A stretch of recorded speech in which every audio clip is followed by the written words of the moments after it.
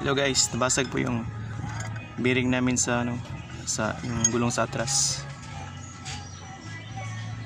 Tingnan nyo guys, oh. Ito yung bearing na nabasag.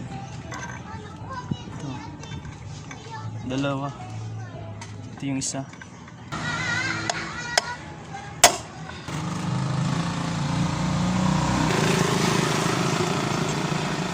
Tipak mo niyo.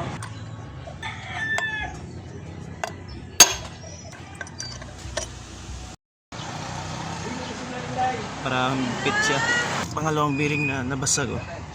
Hindi na ito magamit.